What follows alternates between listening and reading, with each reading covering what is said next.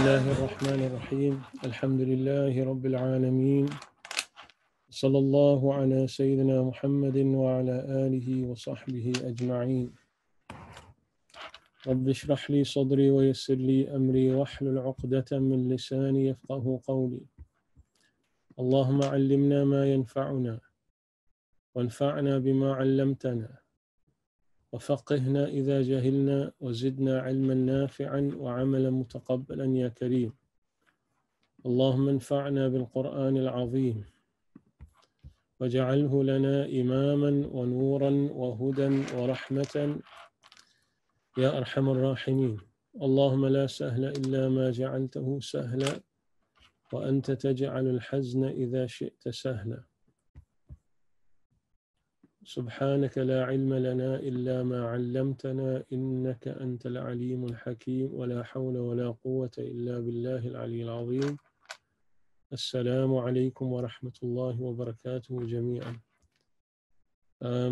So inshallah ta'ala we're going to have an open discussion today where we have a chance to discuss questions, any question that anybody has on any type of subject, although with Ramadan imminent, just a matter of a couple of days away with Ramadan imminent.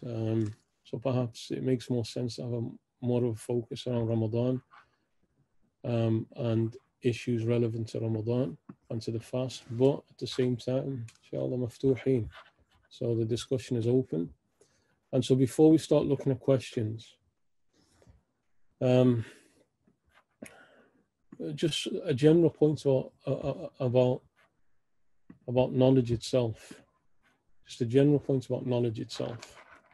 And these type of discussions that we've had, or that we're having, and we've had and we're having, these are essential as part of our process of our journey to get closer to Allah subhanahu wa ta'ala, which is the very reason for being, is Allah subhanahu wa ta'ala. We have no reason for being other than Allah subhanahu wa ta'ala.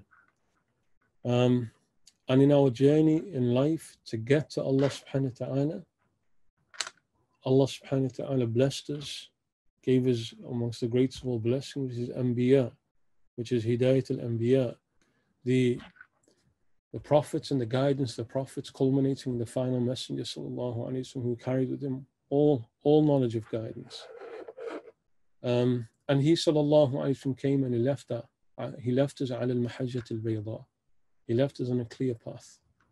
Everything that we need to know is there for us to take.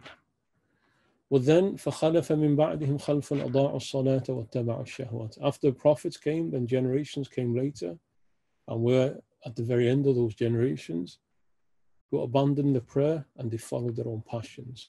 And they became distant from the guidance of the prophets. They became distant from the guidance of prophets.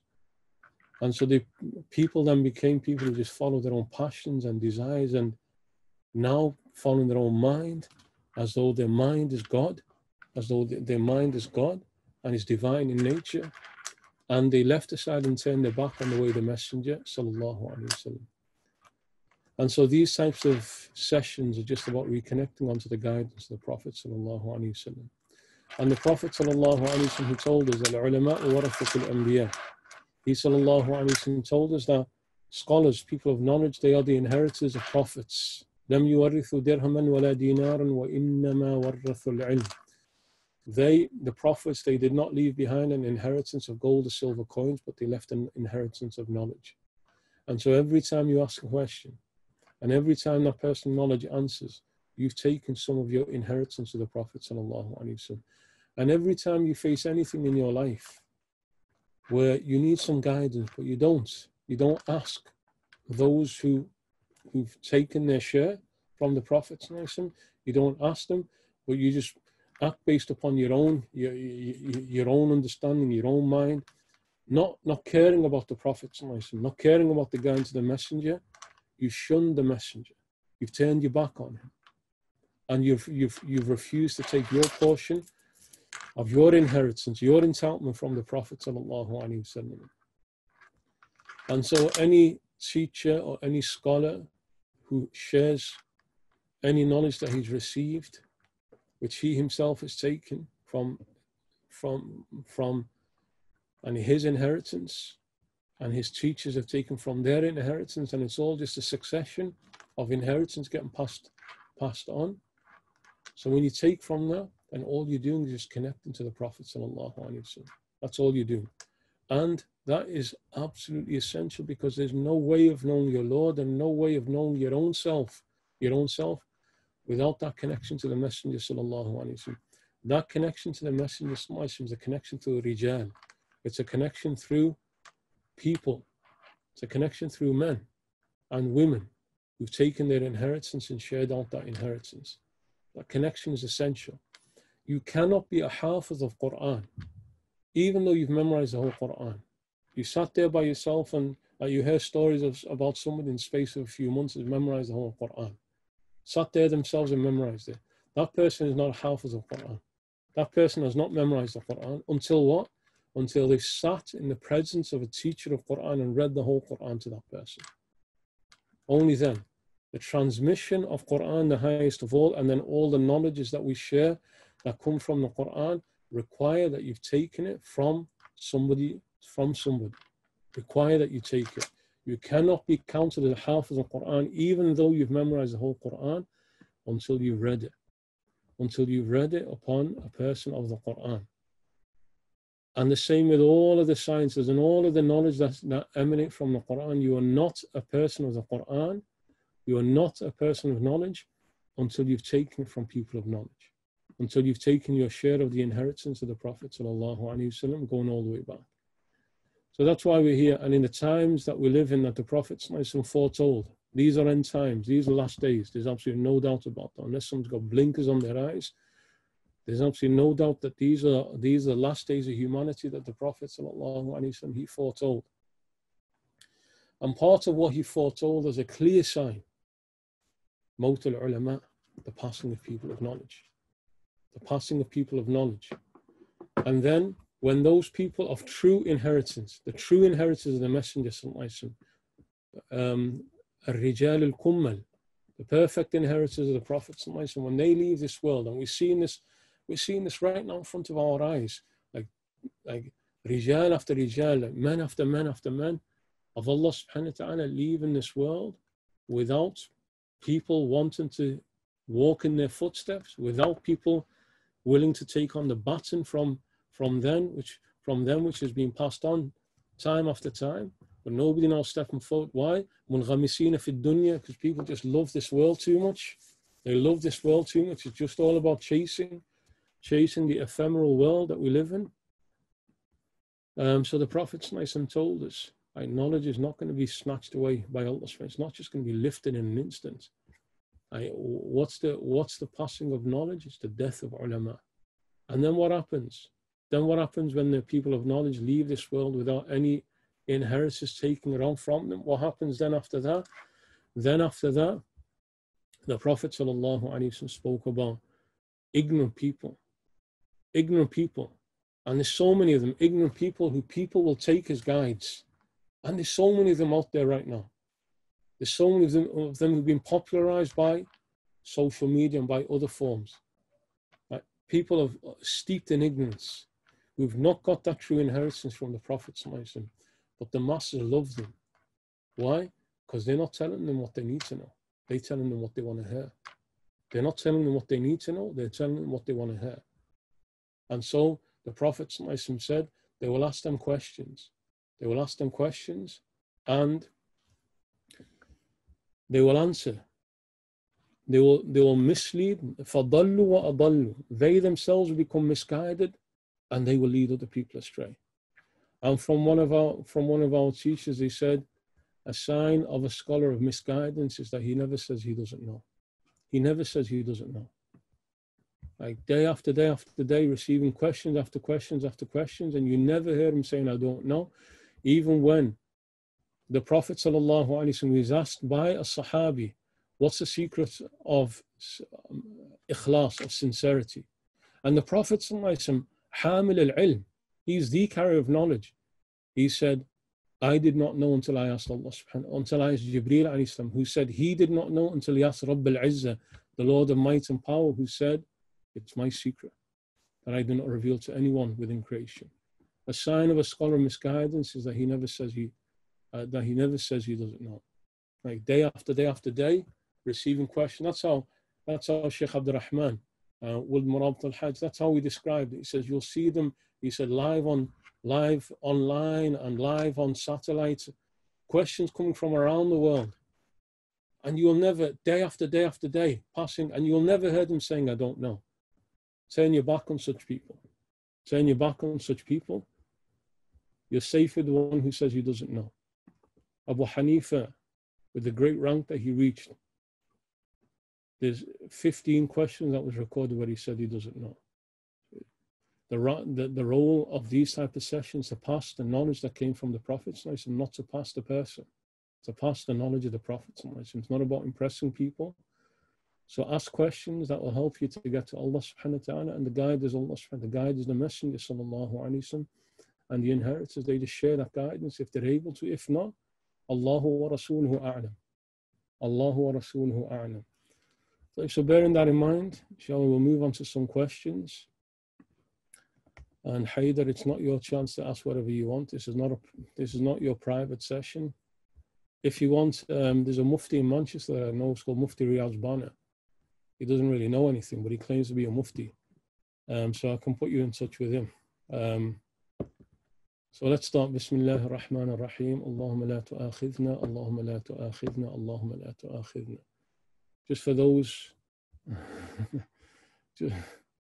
I've seen one name come up on the screen. Just for those, inshaAllah ta'ala, who are either at this moment or in the near future or in the far future, in the distant future, will be put in this very difficult situation where you have to take questions like this. The adab of Abu Hanifa, the etiquette of Abu Hanifa, that whenever he was asked a question, he would say, Allahumma la tu'akhidna 3 times. Allah, don't hold us to account. Allah, don't hold us to account. Allah, don't hold us to account.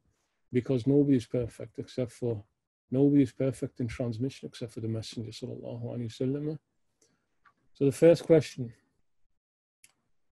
please will you detail how one can make the qada salah? Do we leave sunnah and do fard qada? And if we follow Shafi'i ruling, please will you provide more information? As the sister mentioned, one has to follow Shafi'i rulings regarding wudu, all salah.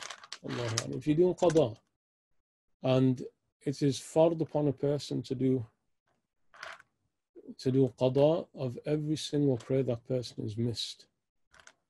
Oh, don't, Mr. Rawdah, don't delete it until they're finished. I don't know, has he got rid of it?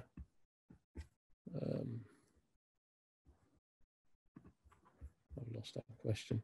It is fard, it is an obligation upon that person to do qada of every single prayer that person has missed.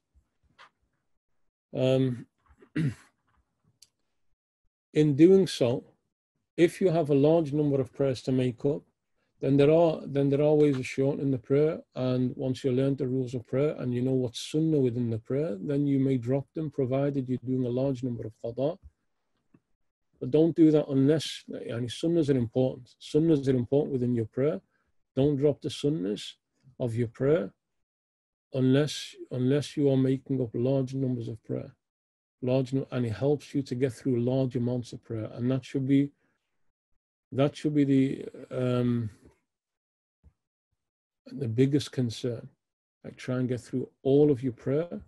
And even in the month of Ramadan, Taraweeh is absolutely great. وَسَنَنْتُ لَكُمْ قِيَامَهُ, I've made sunnah. But even then, there has to be a real focus on qada. I can't remember what the second part of that question was. Oh, I've seen what you've done. Yeah, I've seen what you've done.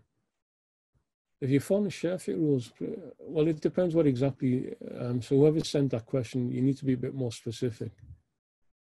If you're following Shafi'i rules, please, what exactly do you mean by that? So if you can be a bit more specific on that.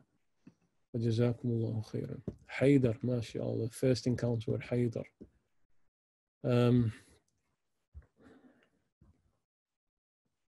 Wa alaikum salam wa rahmatullah. For people who are self-employed and pay their annual tax in January/April, they may set aside money to pay this tax. However, their zakat date may be due before this tax date is due. You mentioned you have to pay zakat on money that is set aside, but would this come under the brackets of borrowed money, as you don't own this money and it's due to be paid in tax, or is similar to forecasting bills in the future and therefore you must pay zakat on it. Asking for a friend, mashallah. It's actually a question that would have been more appropriate if I'd remembered to mention that within the class. Last year this question came up, and I sent the question to a couple of my teachers, and one of them in particular held a view, which I think is the correct view, Wallahu a'lam, that it's an essential requirement. It's unavoidable. You have to pay it. There's no way of getting around it, right? Because by law you have to pay it. And inshallah, Haider, he's a good law-abiding citizen who's never going to scam the system. So in that case, because you have to pay it, and you're not getting around paying it, then yes, you set it aside, and you don't need to pay zakat on that, because there's no way you're going to use it for anything else. That has to be paid. So wallahu a'lam, there is no zakat on that. There is no zakat on that.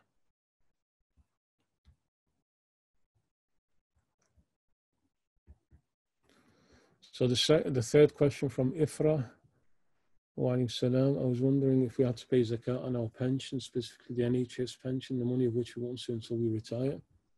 Also, if we are self-employed, and the second part's been answered already about payments of taxes, zakat on tax money.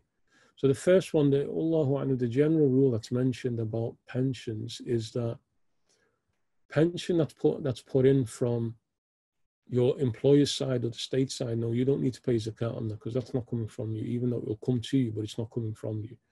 But the money that you're setting aside, that you will have to pay zakat on that, either as you're going along, which often will make it easier. So you need to know the amount of money that's being taken out of your wages, and then it's getting set aside, and you will need to pay that. And every single year you will need to pay that as well. But the amount that's getting met by the employer or by the state, you're not required to pay that. Wallahu a'lam. That's what our Shaykh, they taught us on that. Like Mufti Majid, I assume that's Majid from Bradford. So certain people claim that the knowledge of self, i.e. one's temperament, is a prerequisite to knowing God. They use the hadith, whosoever knows himself knows his Lord, as the proof for this. And is this the case? Is it necessary on a Muslim to know himself before he knows his Lord? Did the Sahaba know their temperaments before they got to know God? Is it more important than learning fiqh or aqeedah? First, just a comment on that statement. مَنْ عَرَفَ نَفْسَهُ فَقَدْ عَرَفَ رَبَّهُ. Whoever knows himself knows his Lord. So that, most of the ulama say that's not a hadith of the Prophet sallallahu alaihi wasallam. Although there's truth in the meaning of that. There's truth in the meaning of that, but as a definitive statement from the Prophet sallallahu alaihi wasallam, that's not confirmed. It seems more to be statements some of the imams of the Salaf of the early generation. But leaving that point aside, like so now that's almost like a modern twist on that, like about knowing your temperaments, because now there's a fad amongst people about knowing your temperaments, and so that's almost become a modern twist. And the nature of a lot of Muslims in these times is that there'll be certain theories or certain ideas that become prevalent, and so they're going to start reinterpreting Quran and Sunnah based upon the theories of their time. There's a danger in that, because that's not the point of the purpose of revelation is that you shape your understanding based on revelation. You don't start twisting revelations just because you come across some new idea. So Allah, that's not how Allah, based upon the small and the limited understanding that I have, that's not an understanding that's given. There's a lot of explanations about that statement. Amongst them, perhaps one of the best that's mentioned is من عرف نفسه بالتقصير والنقصان والضعف والخلل. Whoever knows himself as being full of deficiencies and mistakes and weaknesses, فقد عرف ربه بكماله وجلاله وجماله. He will understand his Lord as being perfect, as being powerful, as being majestic in nature. So likewise, Whoever knows himself as being a slave, he knows his Lord as being the master. Wallahu alam. So putting a completely different twist on it, is it more important than learning fiqh or aqeedah? You cannot know yourself without knowing your belief. You cannot know your Lord without knowing your belief. That's the first thing. You cannot know yourself unless you know what's required of you as a human being. You cannot know your Lord unless you know what your Lord requires you to do as a human being. So now to put all of this, like knowing your temperaments before fiqh or aqeedah and so on, which are the essentials of a human being, Allahu ayn al-aql. Sometimes people need to use a bit of common sense in religion.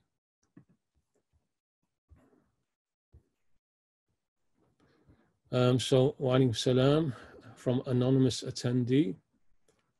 Salams, does a woman need a mahram only if she's traveling over 57 miles? On the madhab of Abu Hanifa, yes. On the madhab, on the understanding of Abu Hanifa, if she's traveling more than the travel distance, which is 57 miles, then yes, she has to have a mahram. She has to have a husband or a male relative who's traveling with her. But if it's less than that distance, then there's no harm in her traveling without a mahram.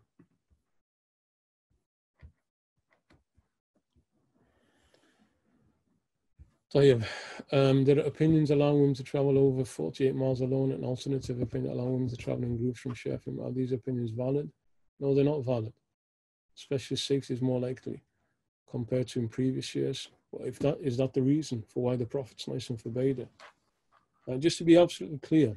And then, I'm not going to mention the questions that mention the name of a scholar who's given this view.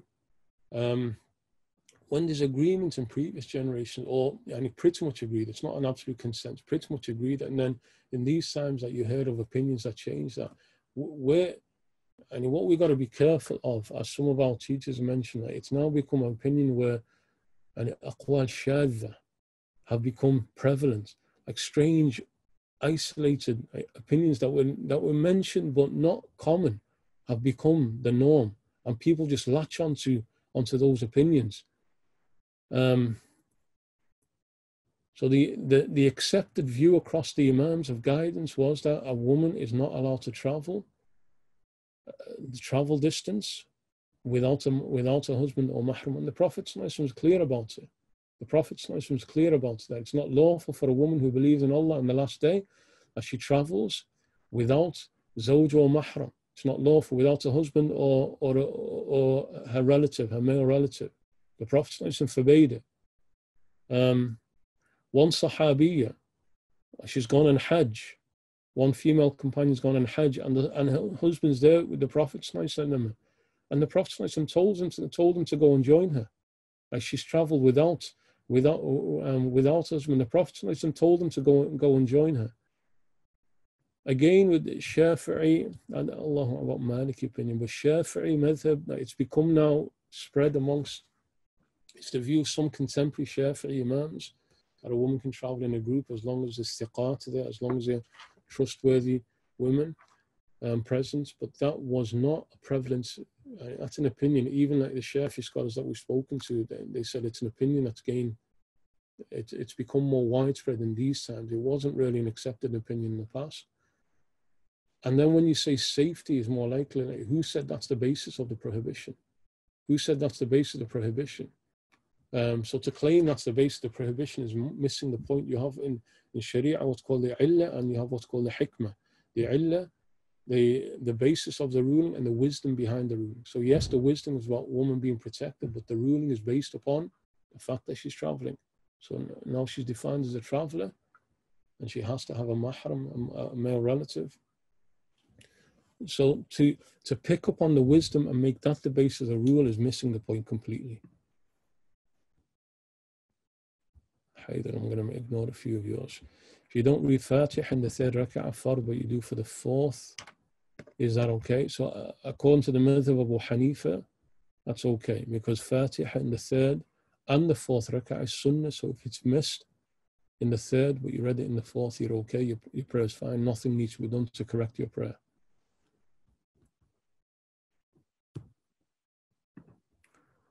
What's the meaning of Surah Al-A'raf verses 189 and 190 that Adam and Hawa did shirk Tafsir in Tirmidhi says they named the child Abdul Harith. Please explain. I'm not going to mention any detail off the top of my head because I can't recall the exact details, so I'll need to refer back. But the absolute belief of Ahl Sunnah, of the Orthodox Muslims, is that no prophet committed shirk. No prophet committed shirk, before the prophets and after prophets. That's an absolute belief. Nor did the possibility of kufr or shirk cross their mind. So although that narration is mentioned in some of the books of tafsir, فلما أثقلت دعوا الله ربهما لئن آتيتنا صالحا لنكونن من الشاكرين. So فلما أثقلت, so when she became pregnant, دعوا الله, so the two of them made dua to Allah subhanahu wa ta'ala, لئن آتيتنا صالحا لنكونن من الشاكرين. If you gave us a righteous child, then we'll be from those who are grateful. فلما اللهم صل على محمد. The next verse you said, from just off the top of my head, just a recollection now. They said that didn't apply to Sayyidina Adam and Sayyidina Hawa. That did not apply to Sayyidina Adam and Sayyidina Hawa. But again, I need to check the books of tafsir on that. But to be absolutely clear, and just to put a general point on this, and inshallah ta'ala in the break, if I get a chance, I'll bring a reference to this. But to be absolutely clear on this, you have certain qawati', you have certain absolutes in religion, and then you have also narrations, that some of which may have a basis, some of which may be possible, some of which may be weak. We base our deen on the absolutes. Anything other than that is open to discussion. One of the absolutes in Aqidah, prophets don't commit shirk. Prophets do not fall into kufr. That's an absolute. So then, when we come across an ayah that may even indicate that, now you have Surah Al-An'am, speaking about Ibrahim debating his people that planet Venus is my God. And when it sets, I don't worship. The moon is my God. And he's making statements of kufr. The sun is my God. So now if you go and read that and say that Ibrahim fell into kufr, then a few verses later, وَتِلْكَ حُجَّتُنَا آتَيْنَاهَا إِبْرَاهِيمَ عَلَى قَوْمِهِ. These are the proofs that we gave Ibrahim against his people. So now what are we saying there now? That Ibrahim fell into kufr. But Allah said, we told him to say this.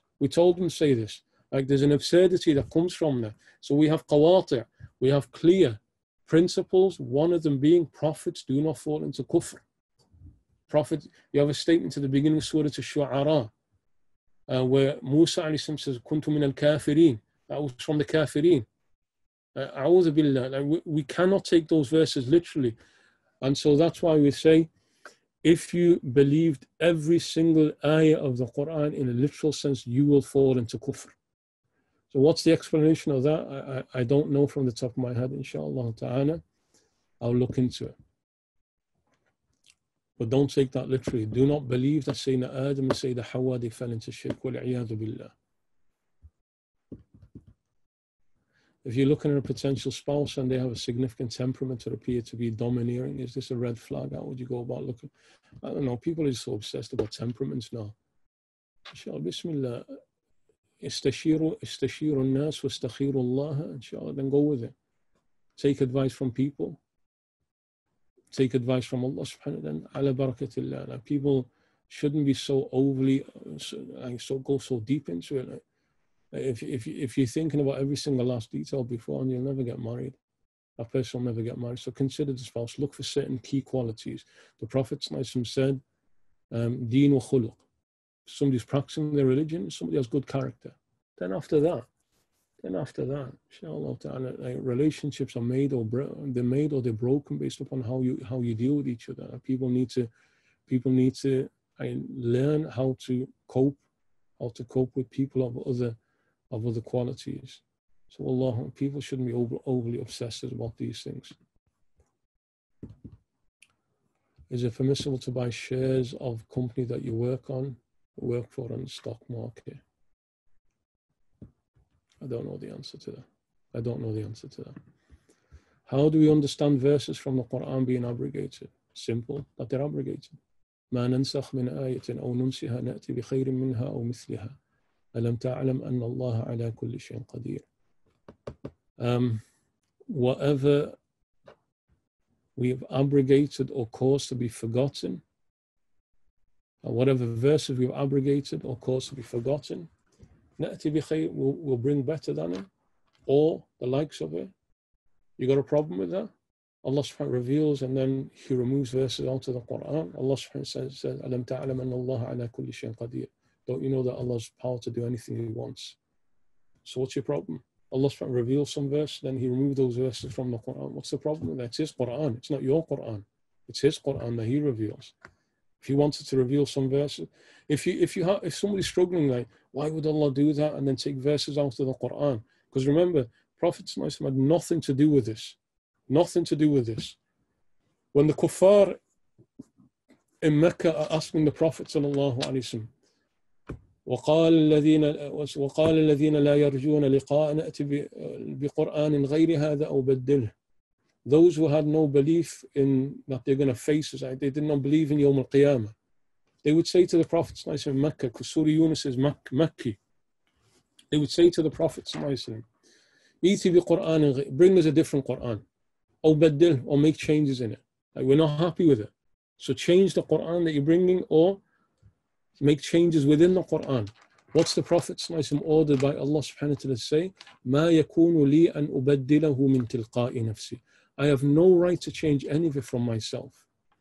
إِنْ أَتَّبِعُ إِلَّا مَا يُوحَى إِلَيْهِ. I only follow what's revealed to me. I'm just telling you what Allah told you. So if Allah told the Prophet, and this is Quran, now He says it's no longer Quran, khalas. Right? Your issues with Allah subhanahu wa ta'ala then. And then if you struggle with that, well, that's the Torah, that's the Injil, that's the Zabur. And what happened with all the other previous? Allah subhanahu wa ta'ala revealed them, that no longer they're no longer revelation for humanity, or for even for the Jews, they're no longer revelation. So if you're accepting that the Quran نسخ الكتب السابقة كلها, if you accept that the Quran is abrogated every single revelation before, then you can have partial abrogation within the Quran. It's the same concept. Wallahu alam. Sean's Khadim, so that's either going to be Hassan Jamil, or it's going to be, I don't know, it's going to be one of that mad bunch. Wa alaykum salam. In regards to right-hand possession, what does that mean Islamically? It means a slave. It means a slave. It means a female slave that a man owns, which was accepted practice, and it's not being abolished in Sharia. How do we approach this topic in regards to non-believer? You get the non-believer, how do you approach it with believers? Like, a lot of Muslims might have problems with aspects of revelation. Allah, you figure out a way to discuss it with them. Yeah, so what's the Haidar? I'll come back to you, Haidar.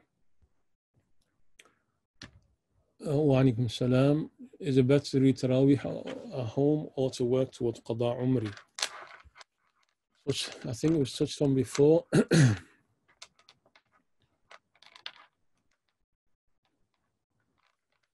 Is it better Tarawih is Sunnah Mu'akkada. It's important.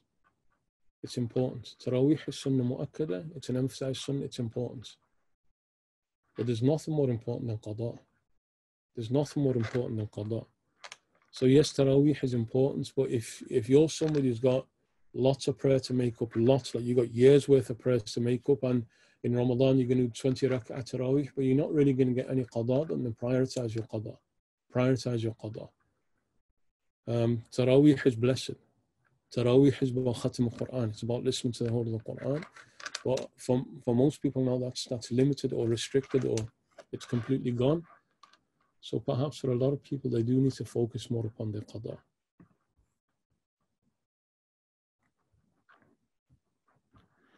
Does an adhan in a jami' masjid cover all the adhans within the locality, even if the smaller masjids might not have adhans regularly? I don't remember the answer. That is spoken of in the books of the madhab. So again, I can't remember the answer to that. Wallahu alam. So if you've got multiple masjids within one particular area, does the adhan of the main masjid then cover the whole of that area, or is it a kifaya for every masjid to have it? Wallahu, I don't remember the answer. How do we explain the importance of prayer to our children? My son has a non-Muslim father. My son now thinks he doesn't have to pray. There's two separate issues there. There's two separate points there. The first, as a general point, you need to get your children to fall in love with Allah subhanahu wa ta'ala, to fall in love with the Messenger. You need to get them to fall in love with prayer. You need to show them how much you love Allah and His Messenger. You need to show them how much you love prayer. It's not about preaching to your kids. It's not about shouting at them. And that falling in love happens particularly when they're younger. And once they start hitting the age of 7, and that's where the Prophet now said, order them. They get the age of 10, then he said, discipline them. Like, strike your children for not praying. So that's like, it shifts and it changes once they're getting older, even though they're still children. But at the very early ages, they need to see that you love prayer. They need to see that you love prayer. Because your kids copy you. Your kids copy you. Kids, the kids, they model, so whether you like it or not, your kids model yourself upon you. So if you're talking about a young infant, that's where it starts. It starts with a young infant. Like, show how much you love it. And don't sit there and talk, I love prayer, I love prayer. Like, show them how much you love prayer. And once you're dealing with a non-Muslim father, that makes it so much more difficult. That makes it so much more difficult. And your hands, to a degree, are tied at that point. So now if your son thinks that he doesn't need to pray because his father's not a Muslim, then it becomes so much more difficult. But even with that, in the household of prophets that are unbelieving,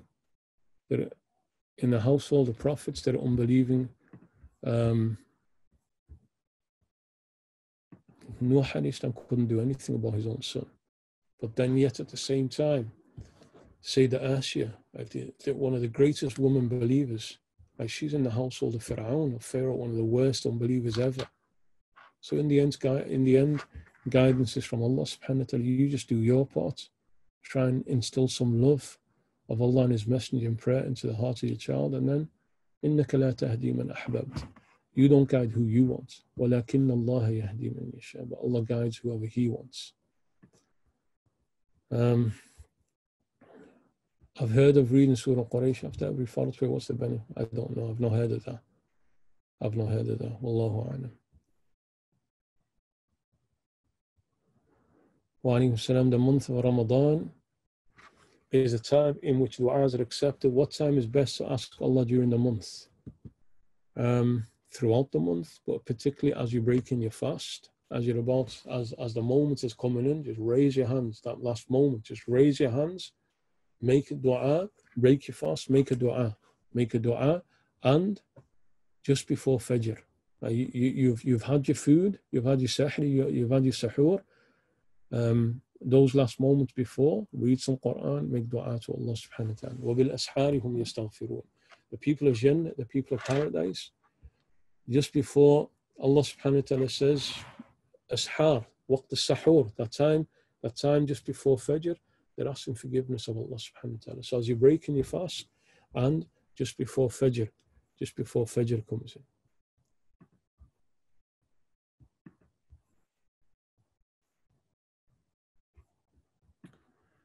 If a woman goes into labor during fasting day, at what point can she break her fast? Her fast is over the moment that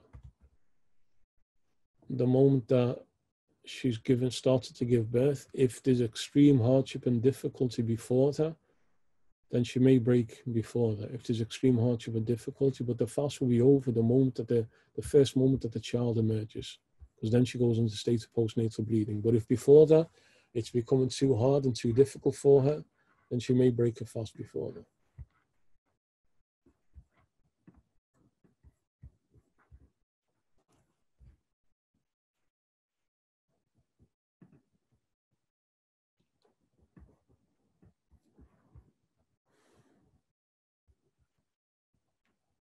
Riyaz Bana. Okay, let's play around with this joker.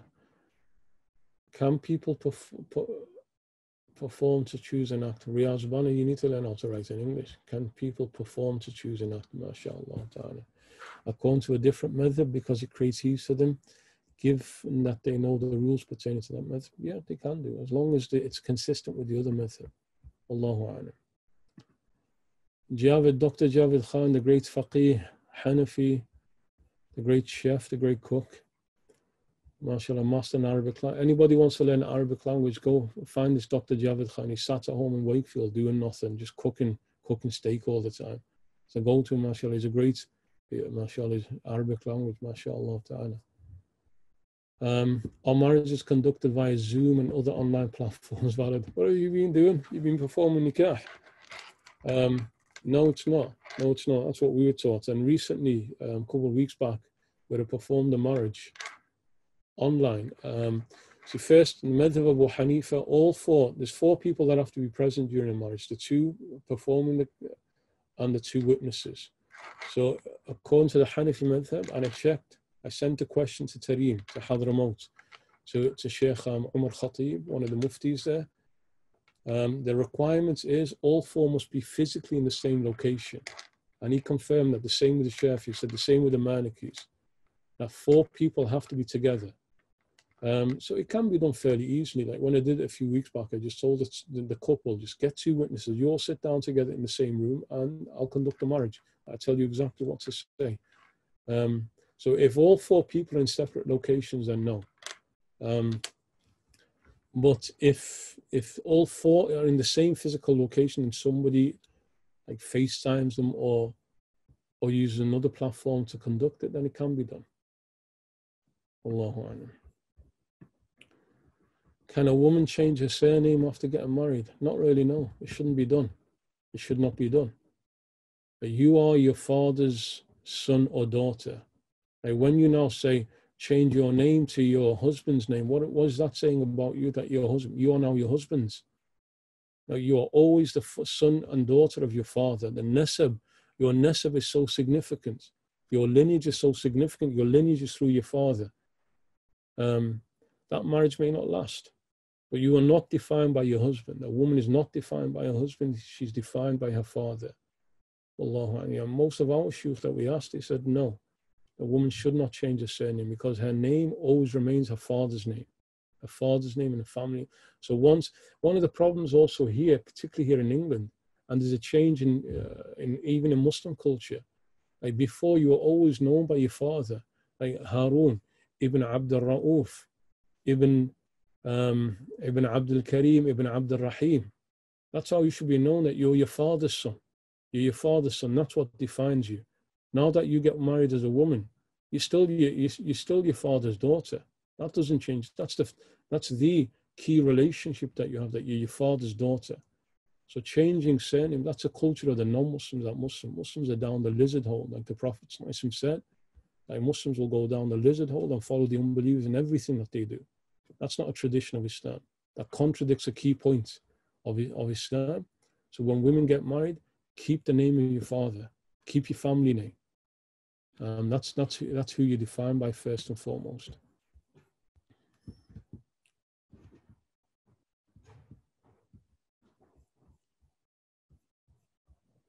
Allahumma salli alayhi.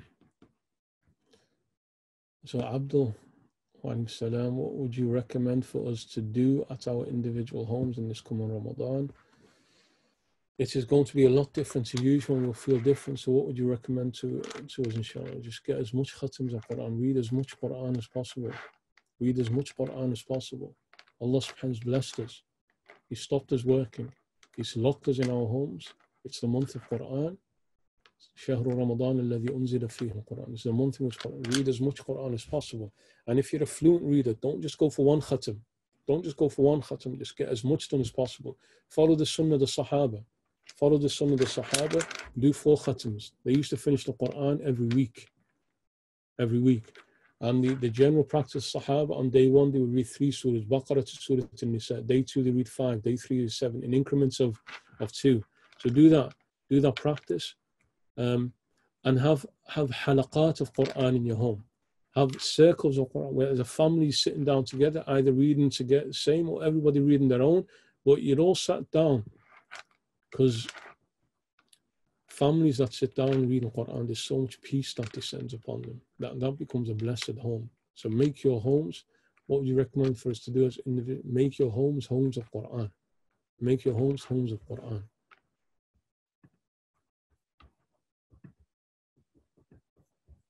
Oof, that's a long question. Haidar, how many of you sent through? I'm ignoring half of yours.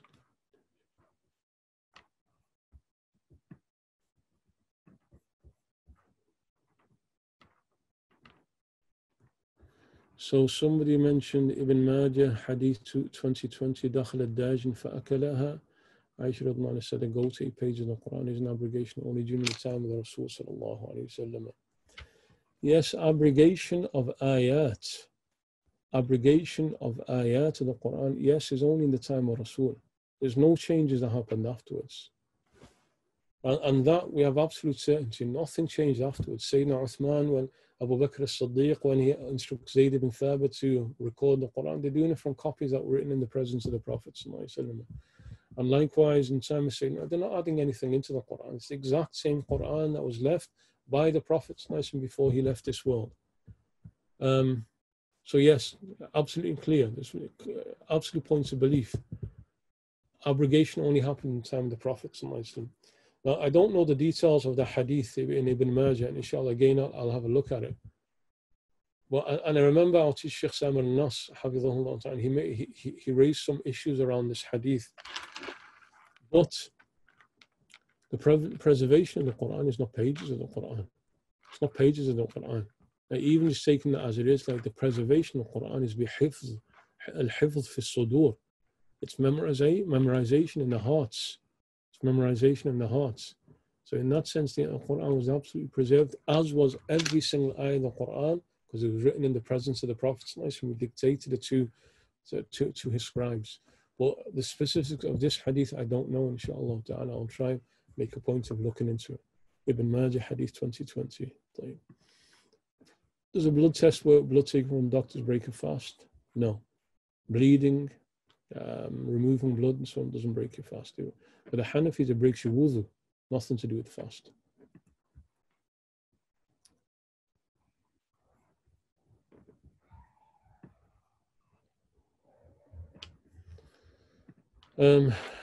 What are the rulings for a healthy third trimester pregnant woman to fast? If she's able to fast without any difficulty, then it's an obligation to do so. But she should consult. She should consult a Muslim doctor or Muslim midwife who's experienced, who's preferably practicing, and get that confirmed. But if she's healthy, the thing about her being healthy, she needs to confirm that it's not going to harm the unborn child in any way. Allahu A'lam. Who are these fake guides so we may avoid them? Mufti Riyaz Bana in Manchester, he's a fake guide. Mufti Majid, what's his name? Majid from Bradford. Zahid Mahmood from Sheffield. Khurm Nazir from Leeds. There's quite a few. There's a lot of them. There's a lot of them out there. The more important thing, the most important thing, like, follow the trail. Find those true people of guidance. Make dua to Allah subhanahu wa ta'ala to link you and connect you to people of guidance, and then you'll see who they're pointing you to. You'll see who they're pointing you to. Allahu A'lam.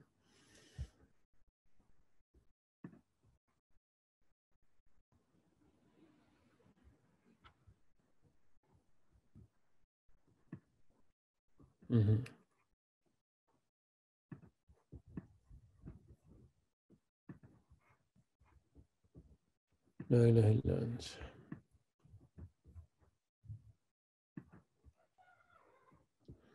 Did Adam alayhi salam coming to earth a punishment for eating from the tree? Al-Ghawth Abu Midyan, he said that if I was in the position of Adam alayhi salam, he said I would have eaten everything on that tree. Because of the khayrat and the barakat, and because of all the blessings that came, particularly the blessing of of the Prophet sallallahu alaihi wasallam. So much goodness came from that act. We should not see that as an act of disobedience. Yes, Allah subhanahu wa ta'ala said, Asa Adam rabbahu faghawa. Adam alayhi salam disobeyed his Lord. And but at the same time, فَنَسِيَ وَلَمْ نَجِدْ لَهُ عَزْمًا. He forgot and we did not find any resolve within him, in brackets, to commit the wrong. It was all the will of Allah subhanahu wa ta'ala. Allah subhanahu wa ta'ala had it in destiny. As Adam alayhi salam debates with Musa alayhi salam in the world of the souls, like, it was all destined by Allah subhanahu wa ta'ala. Human beings have to live on earth. They have to live on earth. So it shouldn't necessarily be seen as a punishment. Wallahu a'lam.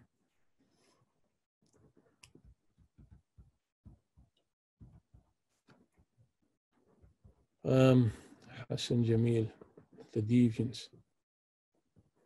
Do you think it was written in the Lawh that Corona will be sent to stop LFC winning the Italy? As I've told you repeatedly, we have won the league. End of. There's no further discussion. So no further words of filth from supporters of filth. Allahumma salli alayhi.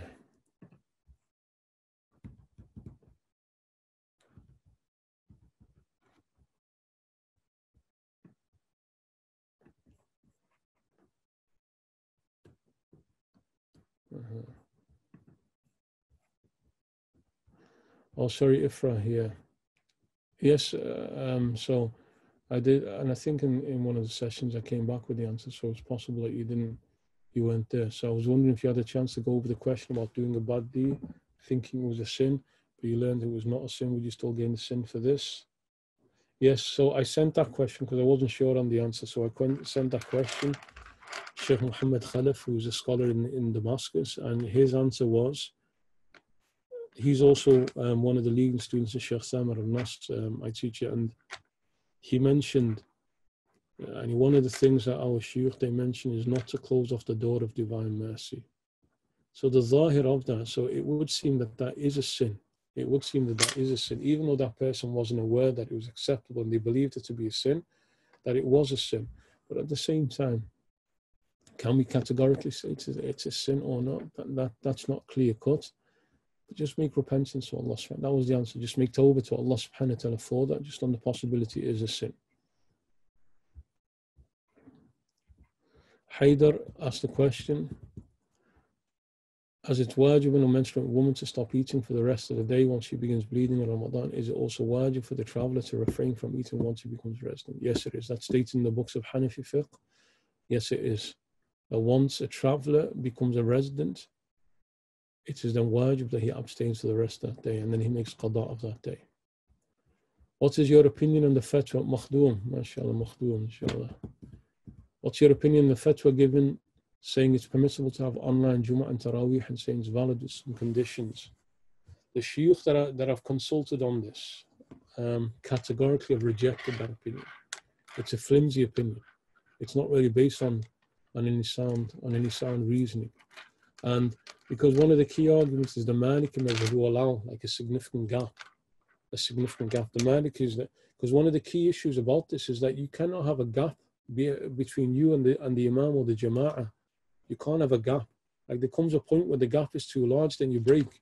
So for the Hanafis, if you're not praying in the masjid, you're outdoors, a gap of 2 or more rows, you're not praying behind them.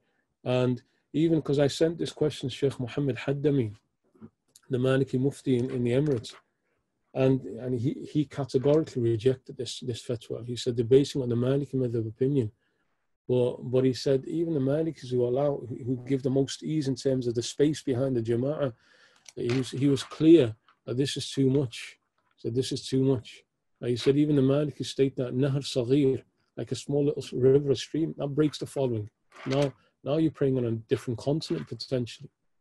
So Allahu A'lam, and it's a completely incorrect fatwa, even if there are people of knowledge claiming that. And the allegation that one of the Ghumaris from Morocco, they gave that, even that, when you look at it, it's very different to what's being said. So don't consider that fatwa. Will these classes sessions be available to download later, including the Ramadan one yesterday and the Zakat one today? Honestly, I don't know. It's the admin team. I don't know what they're doing with these sessions, but alhamdulillah, just be part of it as it's going on. Once Ramadan comes in, we're going to have even more classes, inshallah ta'ala. So just while we're in lockdown, just take benefit as much as possible from these sessions. If a fast is kept in Ramadan and broken in the day due to severe health concerns that arose, e.g. weakness resulting in dehydration and fainting, what should be done? So that person is now excused and he breaks the fast and he does qada of it when he recovers later on. He just needs to make that up because there's a valid excuse there. So he's excused, so he does qada, nothing more is required. Can a person with a large number of qada lead salah? Now, in principle, yes. But just to be clear here, if you're talking about a normal fard salah on the base, and if the question is on the basis of that person's committed sin, and it's makruh tahrim, it's severely disliked for a sinner, a known open sinner to lead the prayer, if that's the premise of the question, if the person has now made tawbah, repented, and he's got the qada, then we don't consider him a sinner. Like the Prophet said, the one who's repented from sin is like the one who never committed sin. So even though he's got all of those qadars to make up, inshallah, he's repented from that sin. So he can lead the prayer. But if you're talking about he's doing his qada and leading people behind him while he's doing qada, no, you can't. You can't be praying a qada and leading other people behind who are doing either different qada, or they're praying their own fard, or they're praying sunnah. The only way a person who's leading the prayer, doing a qada, can lead the prayer is if the person behind is doing the exact same qada. That's the only way that can happen. Allahu a'lam.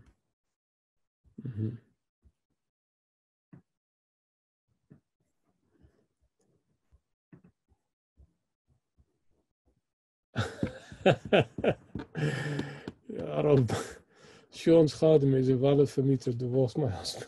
I'm not going to read the rest, and I hope nobody else is reading it.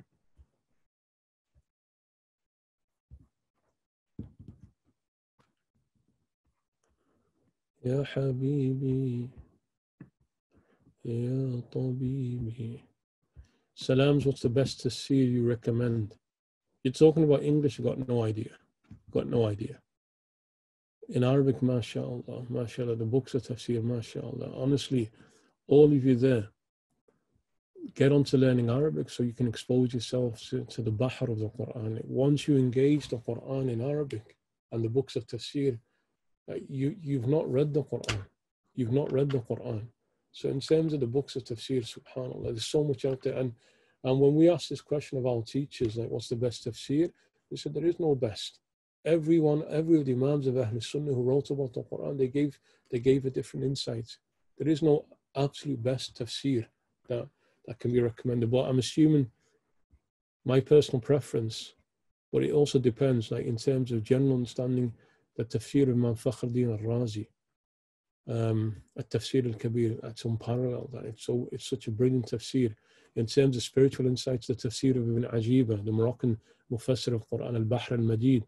In terms of language, you have al-Bahr al-Muhit of Abu Hayyan, al-Bahr al-Muhit. So there's so much out there in terms of tafsir of Quran. So please, everybody, make a commitment to start learning Arabic.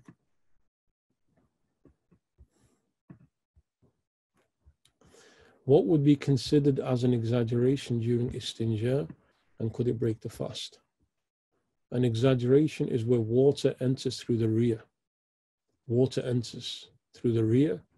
And for a woman, through the front and private part, that's when it becomes an exaggeration that would break the fast.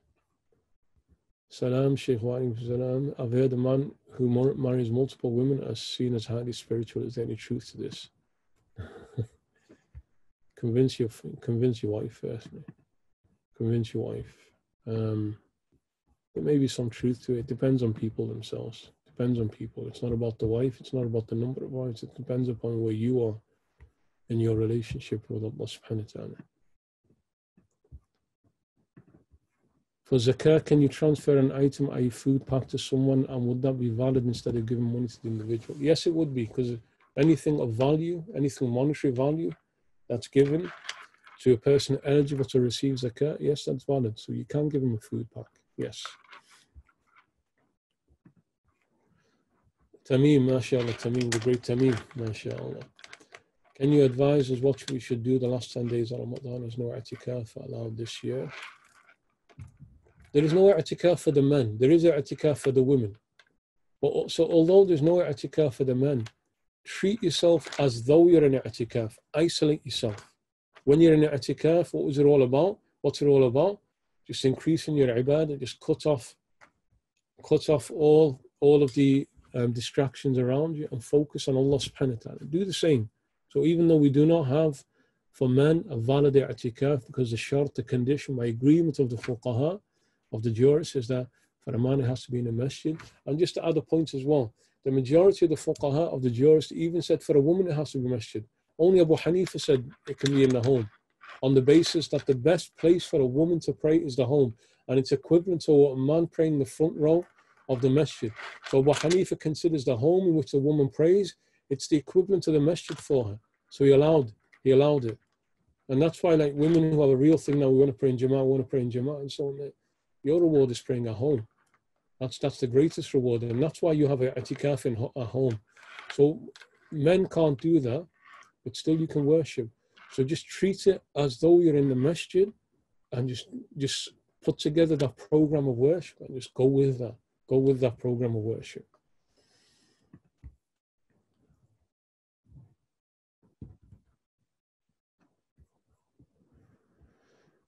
So Usman Bashir wa alaikum assalam.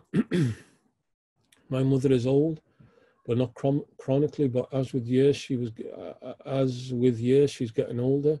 Last year when she fasted, it made her unwell, and then she had to miss some fast. She's not feeling well at the moment. She feels fasting will make it worse. Does she give fidya, or does she try to make it up at the expense of 4 meal? Allahu alam, it seems, I can't give a definitive answer because it needs looking at her specific case. But it seems in this case that she may well fall under that old, weak person. So give fidya. She just needs to pay fidya for that, and inshallah ta'ala that will cover her. Wallahu a'lam.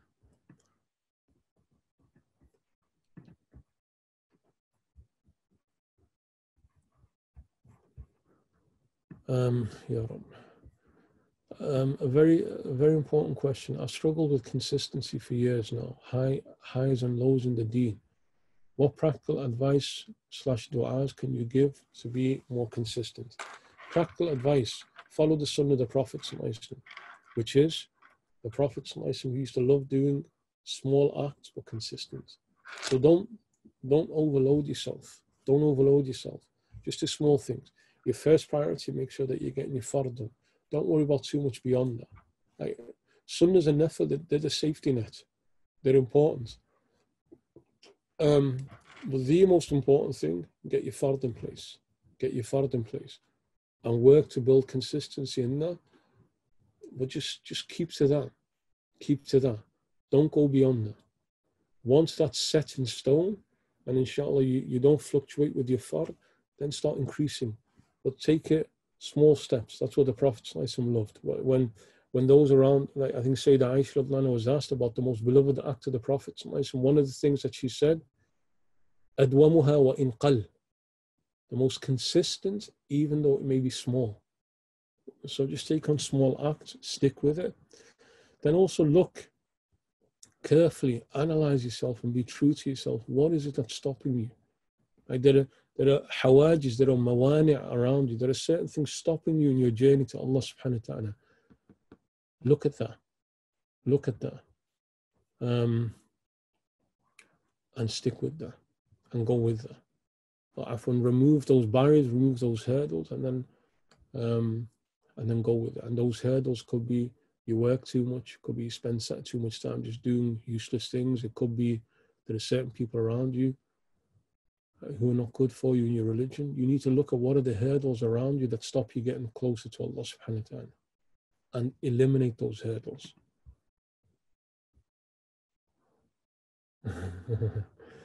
Assalamu alaikum, O beloved Shaykh. Wa alaikum salam, O beloved questioner. I don't know who you are because you're going as anonymous. Can you fast with Shi'as?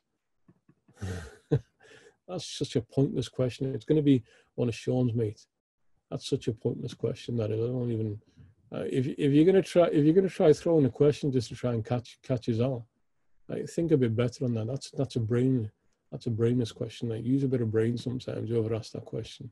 Apologies if I don't know who that person is. Apologies.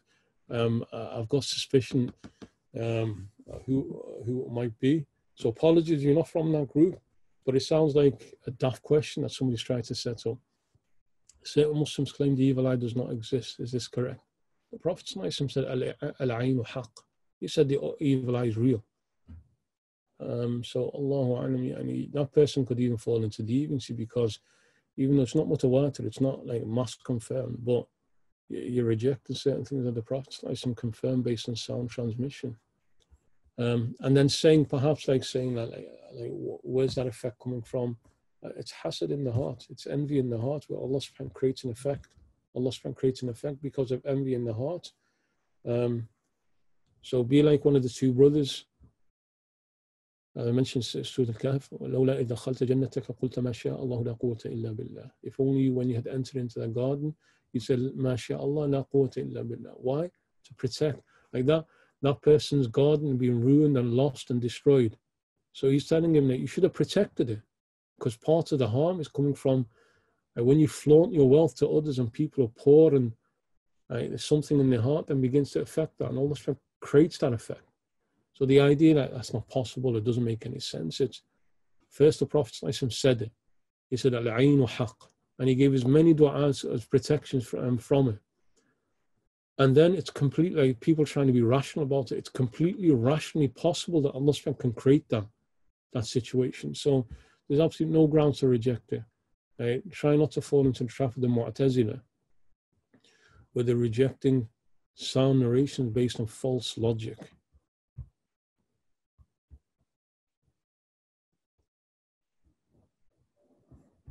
How would one go about deciding which madhab is best for them to follow? If you have access to a teacher of only one madhab, then it becomes an obligation upon you to follow that madhab. It doesn't matter what your background is. If you have access to a teacher of one madhab, then you can only follow that madhab, because that's all you have access to. If you have access to multiple, a teacher of the Hanafi or the Shafi or the Maliki, Hanbalis are virtually dead madhab now anyway. Then it's your choice, whatever suits you. Like perhaps because you're raised in a certain cultural background, then you're already accustomed to certain practices. But if you want, as long as you learn that method properly, then it's your choice. The key issue here is that it's the access, it's learning. That's the key issue.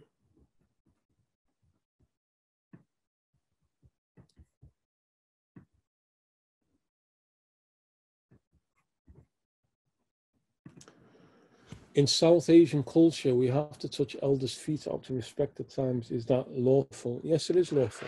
Yes, it is lawful. And that's an act of adab. That's an act of etiquette. You should kiss the feet of your mother. You should kiss the feet of your mother. So touching the elders' feet. The objection some have to that is that you're bowing down in front of them. If you lower yourself in front of them, in front of the elders, without touching the feet, then that's forbidden, because now you're just bowing. That's forbidden. But if you're lowering yourself to touch the feet, to honor and respect them, then that's lawful to be done. Wallahu a'lam. Definitely, especially if it's your father and mother. You should kiss the feet of your mother. That's where your paradise is. It's beneath the feet of your mother. Can a woman go to trodden path without a mahram? No, she shouldn't. How do you explain to a non-Muslim why there is suffering in the world? How do you explain to a non-Muslim why there's suffering in the world? You explain to them that this world is not. It depends. There's a few different things that you need to mention. Part of the things is that if you believe it, it's all about a belief in Creator.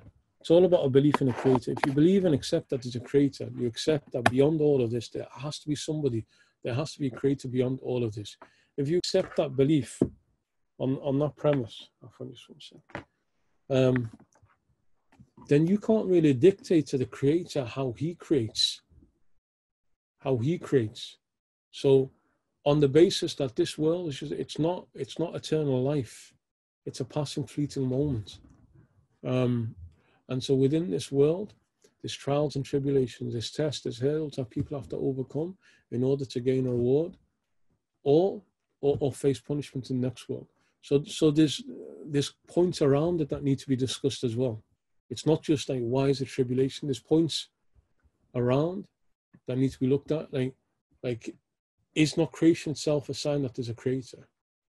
And when you look at creation, like what's beyond this world of existence? Like we see so much injustice in this world that indicates that there has to be a day of justice. So there's other premises that need to be looked at. And then when you look at that, this is not heaven. A world without suffering is heaven. It's paradise. We believe that there is a world to come where there's no suffering. And that's a world of reward. This is not the world of reward. Allah Ta'ala. There's a couple of questions that was raised in the first session, and I've just quickly had a quick look at two of them. One was a question that was asked about Sayyidina Adam alayhi salam and Sayyidina Hawa alayhim salam, about them falling into shirk. And I've just quickly looked at the tafsir ibn Ajib, and he confirms that point, that the absolute belief of Ahl Sunnah is that prophets cannot fall into shirk. وَهُوَ حَالُ الْأَنْبِيَاءِ, and that's a state of prophets. The story that's mentioned is suggested as being from the Israeliyat. It's not from the Islamic tradition, but from Judaic traditions that was related by some. That Iblis, and he deceived them into naming their child Al-Harith. Al-Harith being one of the names of the devil. So Abdul Harith, the slave of the devil.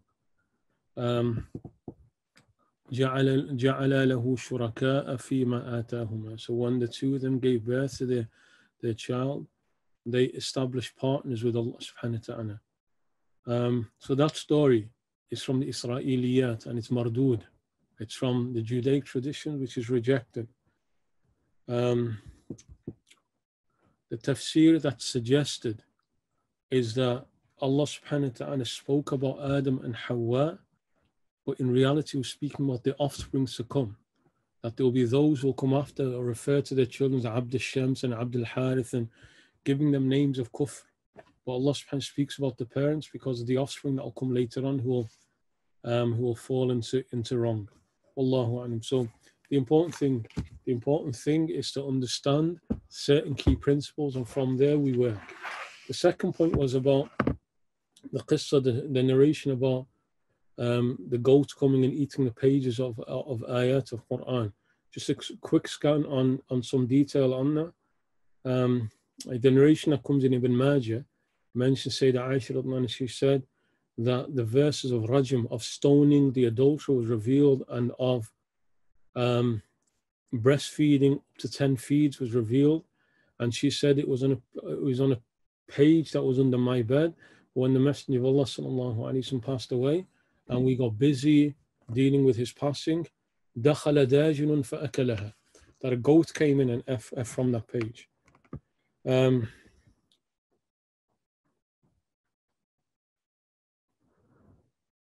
Those verses that she's speaking about that were on that page are ayat mansukhat al-tilawa. Those are verses that are abrogated. They were originally part of the Quran. That was abrogated. But the page she still had. But that was part of the revelation that was no longer part of the Quran. So the fact that even that page is no longer present doesn't affect, because that's not part of the final revelation of the Quran.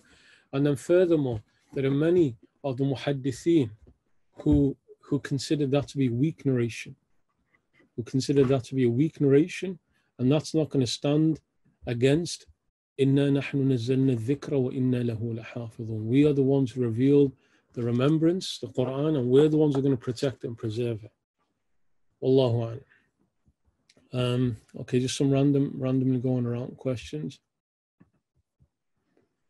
Wa alaikum salam. So this from Iram Iqbal.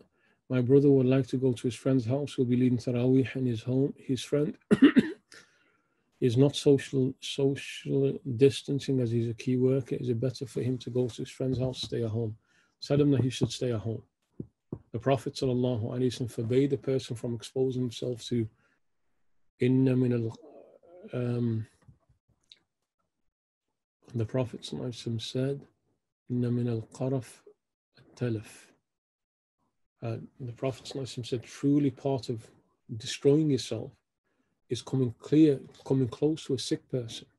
And in the tafsir, in the explanation of that, like they're talking about social distancing, but the Prophet ﷺ spoke about keeping your distance from somebody who has a plague.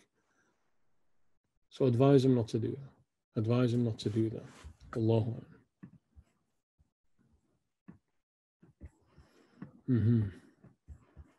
Wa alaikum salam, Sayyidi. Wa alaikum salam. What are your thoughts on the New Age Sufi movements where gatherings include free mixing of genders, where men and women sit next to each other in very close proximity, with distinction of men and women, with no distinction, women sing qasida poetry in front of men. They also say interaction between men and women is natural, and those forbidding have issues with their own desires. They're not Sufis. They're not Sufis. They're Ahl al-Dalal. Those are people who are completely misguided. الطرق الصوفية, all of them are bound by the Quran and the Sunnah. You cannot be spiritual. You cannot be spiritual, no matter what claims you make. If you're committing haram and you're breaking the injunctions of Allah and His Messenger, then you're not a Sufi, and you're just a dal. You're just somebody who's misguided. Doesn't matter what you call yourself. That person who holds firmly to the Quran and the Sunnah based on the way of the Imams of guidance, but he doesn't outwardly make those claims, and he doesn't, well, alhamdulillah, he fulfills his duty to Allah and His Messenger, that's a Sufi, whatever you want to call him, that's a Sufi. That's the one, a Sufi min ma'ani Sufiya. Part of the meanings of a person's spirituality is the one who's purified his inner self, his batin. But to purify your inner self, the zahir also needs to be, the outer needs to be purified. كان التصوف حقيقة بلا اسم والآن أصبح اسم بلا حقيقة. Imam Hassan al-Basri, in the second generation, the students and many of the companions, he said spirituality was a name was a reality without a name. The Sahaba were the greatest of spiritual masters. They were the greatest. You don't call Sayyidina Ali Sufi. You don't call Abu Bakr as-Siddiq a Sufi. You don't call them that, but they were the people of the high spiritual way. He said now it's become a label without a reality, a name without reality. So it doesn't matter what they're calling themselves. A person is not Sufi unless he holds firmly to the Quran and the Sunnah. Unless he holds firmly to the Quran and Sunnah and he doesn't swerve from that way, then Allah subhanahu wa ta'ala will open up higher realities to him. Is it haram to watch football? It's haram to watch Manchester United. It may even fall into. It's haram to watch Manchester United. It's wajib to watch Liverpool. Who's this Aqil Jarral? Is he a reliable scholar? Actually, he's Shaykh al-Akbar in Leeds. I've heard he's one of the greatest scholars of Leeds. La ilaha illallah. You mentioned in previous sessions that we should recite Surah Al-Fatiha on the first day of Ramadan. What is the best time to recite the surah? Also, if there's anything else we should read. Maghrib. You make a point of reading in the first moment so pray your Maghrib, pray your Sunnahs, and part of that, read Surah Al-Fatiha in two nafil as part of your Maghrib. And inshaAllah ta'ala, that will act as a protection for the rest of the year for you. If we all created in pairs, why do some of us leave this world single? I don't know the answer to that. I don't know the answer to that.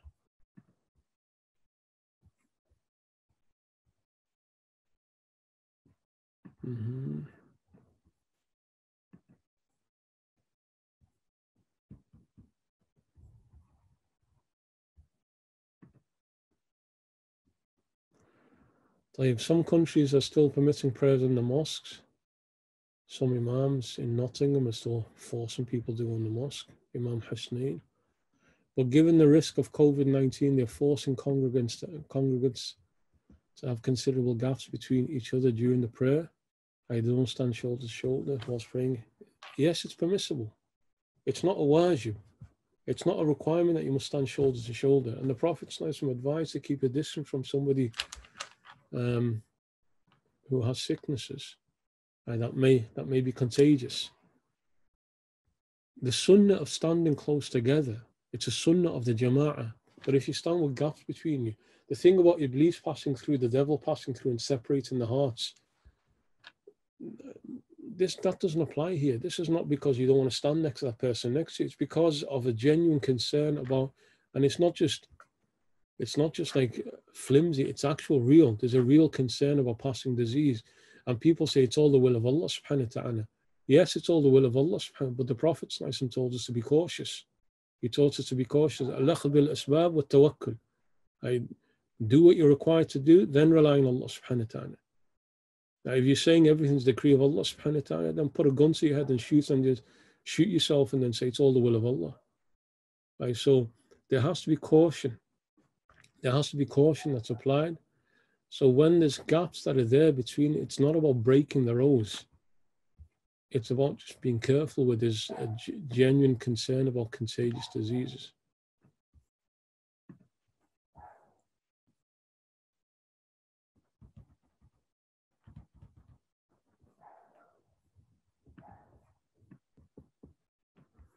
If you give your zakat to a charity and they give you gifts in return, is that a problem? If you're giving it and you receive a gift in return,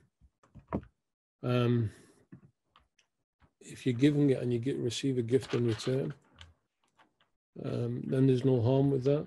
What I don't know the answer to, and inshallah the Mashaykh, the many different scholars who are on here as well, they could do some research on this mas'ala. If you stipulate that as a condition that I'm only giving you the zakat if you're giving me money back or you give me a gift back, if you stipulate a condition, definitely if someone just gives you as a gift, there's no harm in that. But if it's stipulated, I don't know the answer to that. That's worth looking at. So inshallah, some of the fuqaha, Dr. Javad, the great faqih, Mufti Riyaz Bana, the deviant scholar, if you want to look into that, please. For men, if you leak semen but not by ejaculating, now you become sexually impure and require ghusl. With Abu Hanifa, if at the point that it leaked there was desire, sexual desire, then yes, you require ghusl. You're sexually impure and then ghusl is required.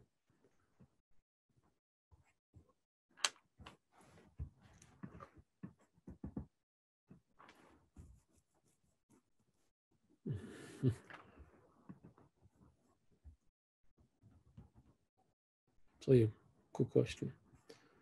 Alayhi salam. I felt my iman was high for a number of years, but something somewhere went wrong. Since then, my iman feels low. I do all my fards to do the deen, do awrad, but it all feels like I'm going through the motions and there's no sincerity. Any feeling within our pleasure in my worship like the past. I don't know what I did or where I went wrong that I've gone downhill like this. What can I do to fix this? I don't want to make a loose statements, but when you felt your iman was high, perhaps that itself was the problem. And now Allah has brought you down to a level where you need to understand your ubudiyyah. You need to understand your servitude to Allah subhanahu wa ta'ala. You don't worship because the high feeling that you get. You worship because He's Lord. So when you say, I'm going through the motions, I'm not feeling any sincerity and so on, alhamdulillah, He's aqamaka haythu sha'a. He's put you there. He's still allowed you to worship Him. Whatever feeling you get, just feel on a high that He's allowed you to worship Him. He's still letting you mention His name. He's still letting you learn the knowledge that He revealed. So the spiritual path is not about that experience that you feel, about that high level of iman that you're feeling. It's just about maintaining yourself in the servitude to Allah subhanahu wa ta'ala. So be thankful to Allah subhanahu wa ta'ala that He's allowed you to continue being a worshipful slave. Allahu Akbar.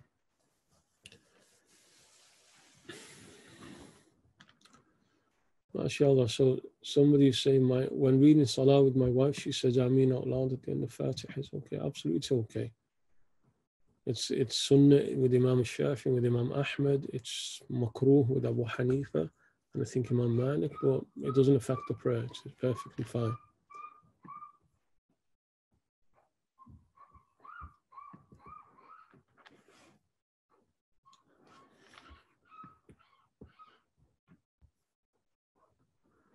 Amna Sheikh asked the question, what's the rule of women praying Taraweeh and Jama'ah? Is it better for her to pray alone? Her husband is able to go to the masjid to pray Taraweeh. Is it better for him to go to the masjid and pray in Jama'ah, or stay at home and lead his wife so she can also pray in Jama'ah? The original rule in the Hanafi madhab is that it's better for a woman to pray alone, even Taraweeh. Even Taraweeh, it's better for her to pray alone. However, if it helps her to pray in Jama'ah, by praying in Jama'ah, that she's able to listen to the whole Quran being read by a husband, for example. The other part of the question is, it better for the husband to go to the masjid and pray Taraweeh, or for him to stay? It's better that he goes to the masjid and pray Taraweeh. It's better that she stays at home and prays Taraweeh. But if she's going to lose some motivation in terms of reading the Quran, if she's not able to read the Quran, then just to help each other, then there's no harm, especially because for example, the madhab of Imam Shafi'i, it's actually preferred for the woman to pray in Jama'ah.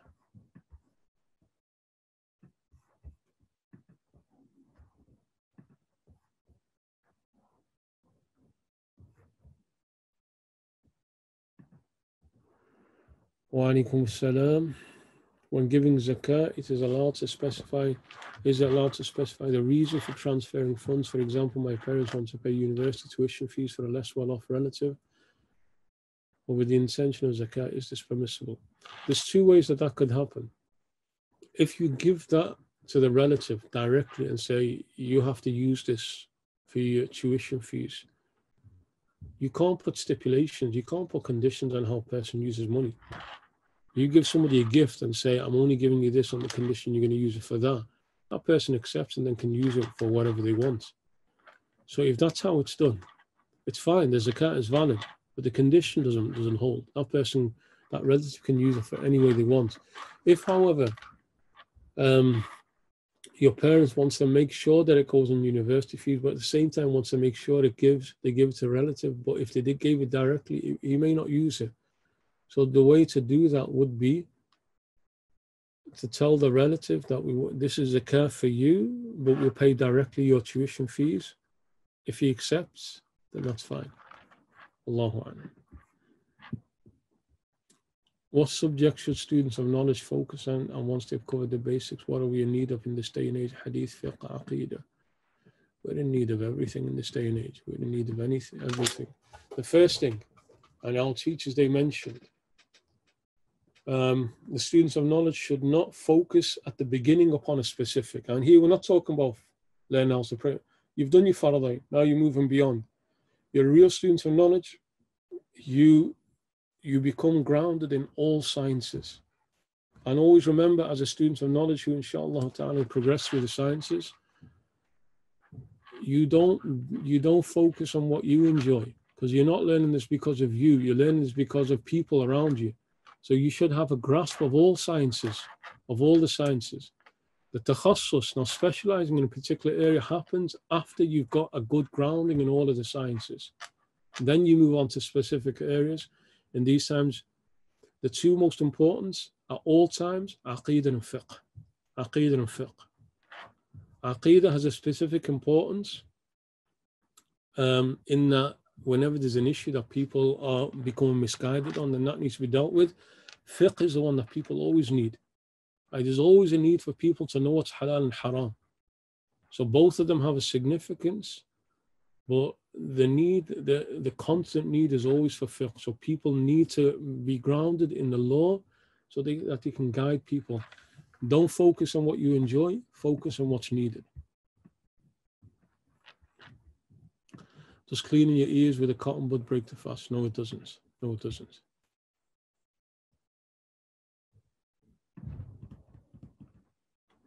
Okay, Sayyid Ihtisham, marhaban. Wa alaykum salam, Shaykh. if an individual has dementia and relies on others for care, and they are limiting contact because of COVID-19, as well as he's physically weak, would this person be exempt from fasting? Also, if yes, he's adamant to fast, how can one convince him not to?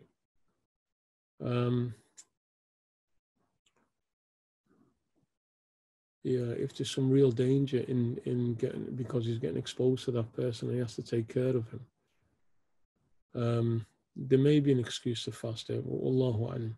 I don't want to say anything definite on that. Maybe we can have a conversation later on. Send the question to me later on. I may have a chat with you about that. Assalamu Shaykh, wa alaikum salam, Shaykh. When is the first of Ramadan? The first of Ramadan is after the end of Sha'ban. Don't get into arguments about it. There's different views and you're going to have it.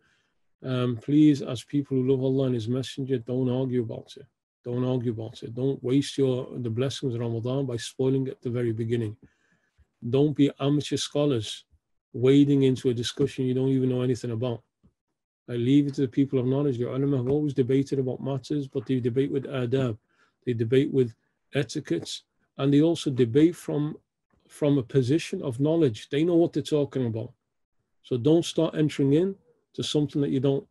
You've got a group of professors at university, of physics, for example, and they're debating some complex issue, and you just step in there and you just read like a basic manual, some like little kid's guide on physics, and then you'll just be laughed at until you're an idiot.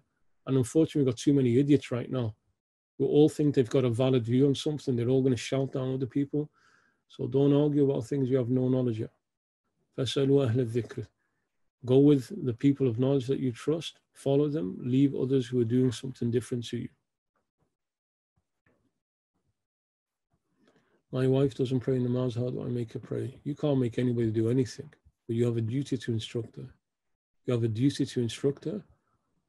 You have a duty to instruct her. It's your responsibility. You're mas'ul anha. You'll be questioned by Allah subhanahu wa ta'ala. If you just turn the blind eye and silence, then she has her sin of not praying. But Allah subhanahu wa ta'ala ordered you as a man, وَأْمُرْ أَهْلَكَ بِالصَّلَاةِ وَاصْطَبِرْ عَلَيْهَا. Order your family to pray. Order your family to pray. You as a man have a duty to make sure your young children are praying, and also that your wife is praying. She's your duty. You'll be questioned about it with Allah subhanahu wa ta'ala. So you can't force anybody to do anything, but you have a duty to instruct. You have a duty to discipline. You'll be questioned by Allah subhanahu wa ta'ala.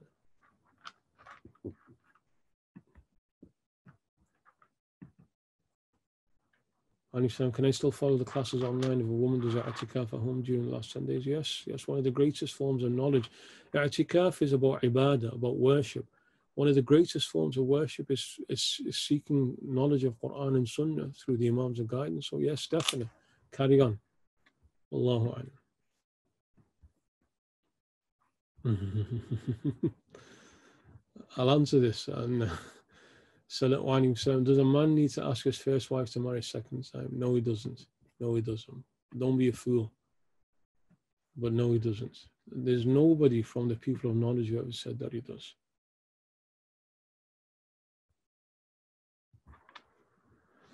Are you allowed to marry another woman without asking your first wife? Yes, you can. It's allowed in Sharia. It may make your life very miserable when the first wife finds out, but it's not going to end the marriage if you did. Additionally, is a woman allowed to stipulate no further marriages in the nikah contract? She can, but it's non-binding. It's non-binding. If she stipulates, says, I'm marrying you on the condition that you don't remarry, and he says, I've accepted, it's still a valid marriage even if you remarry. So it just affects the dowry, it voids the dowry. Is it a valid basis to ask for divorce from your husband? Yes, it is, but then it's down to him whether he wants to divorce her or not.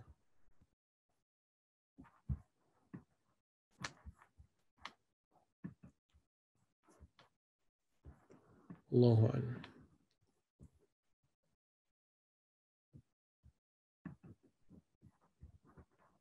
Thank you for hosting this and for your service to the community.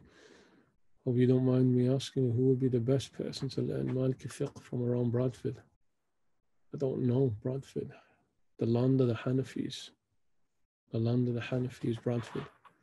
Abdul Haq Bewley, Shaykh Abdul Haq Bewley is there in Bradford. So seek them out. I think Shaykh Abdul Haq Bewley is in Bradford.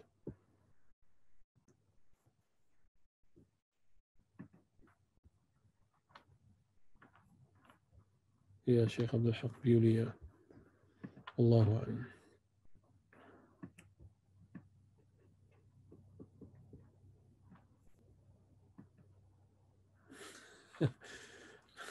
Hassan, Jazakallah khair. I've heard of a Shaykh Sean in Manchester who completed Bukhari Sharif by 13 years old. I heard he was reading Bukhari Sharif while he's smoking a spliff all the time.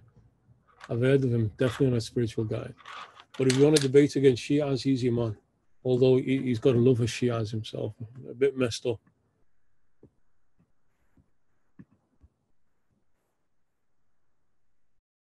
Okay. If a person who broke their fast because they found it too hard at work, do they have to pay kafara? No, there's no requirement of kafara if it's extremely difficult. If it's genuinely difficult, not just got a bit difficult, genuinely difficult. Idris Hafiz, how would one pray witr behind the Imam of Haram as a Hanafi if they went on Umrah during Ramadan? You wouldn't be able to. As a Hanafi, you wouldn't be able to. In the Haramain, where they pray Shafa and Witr, 2 rak'ahs and then 1, as a Hanafi, that's not valid. You wouldn't be able to pray. As a Hanafi, you could not pray that. That would not count as your Witr. But the one who said, I love you, just a sunnah, somebody says, I love you, the Prophet said, say, أحبك الله الذي أحببتني فيه. So I say to you, أحبك الله الذي أحببتني فيه. May the one who made you love me, may he love you. أحبك الله الذي أحببتني فيه. To fast, if Fajr enters whilst you have food in your mouth, do you have to spit it out and rinse, or can you complete eating that morsel even though Fajr is entered? No, you cannot. If the beginning time of Fajr is entered and you got food in your mouth, you have to spit it out. If you carried on eating, you've broken your fast at the very beginning. You have to spit that out. Ali is asking about boxing. Is boxing being haram due to striking the face and ijma' within Ahl Sunnah? Is there some difference of opinions? I've never heard of an opinion that allows it. I've never heard an opinion from a scholar of repute that's allowed it. So yes, it's due to strike in the face that the Prophet categorically forbade. Allah, I've never come across an opinion that said it's allowed.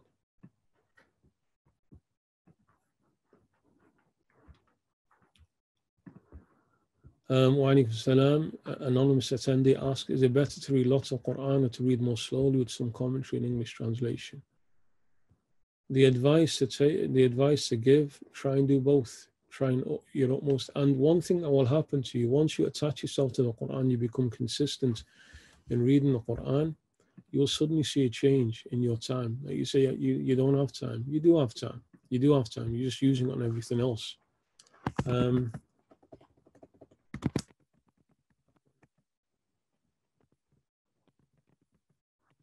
The more you read Quran and the more you do righteous deeds, the more you read Quran, the more you do righteous deeds, you're going to see so much barakah, so much blessings in your time. You're going to find so much blessings in your time. So once you become attached to the Quran, have a wird, have a practice, constant practice, reading large amounts of Quran for the barakah and the blessings of reading the Quran and the effect that has on your heart and the attachment to Allah subhanahu wa ta'ala through that. But then at the same time, there needs to be a slow reading where there's reflection, أَفَلَا يَتَدَبَّرُونَ الْقُرْآنَ, so that you're able to reflect by reading the commentary and reading translations of the Quran. Be careful which commentaries you read and be careful which translations you read.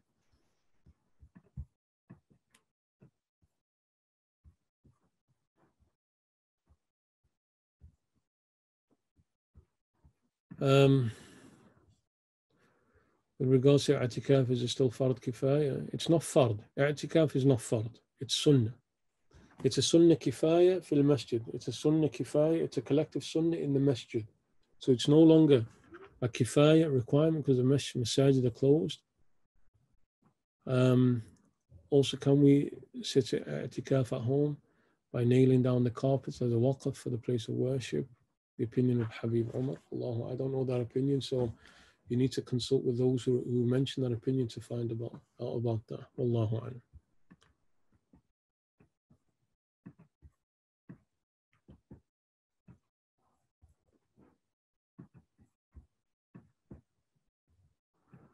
طيب. Adib. MashaAllah, the great Adib. Adib, the Canadian. MashaAllah, so nice to see you here. Can we use nasal sprays like that of Vicks due to breathing issues in fasting? No, any vapor that enters your nose is going to break your fast. So you can use it, but if you've got a medical reason, it just means that you're not fasting. So if you're using it because of medical reason, you're fine, but it means you're not fasting. Wallahu a'lam.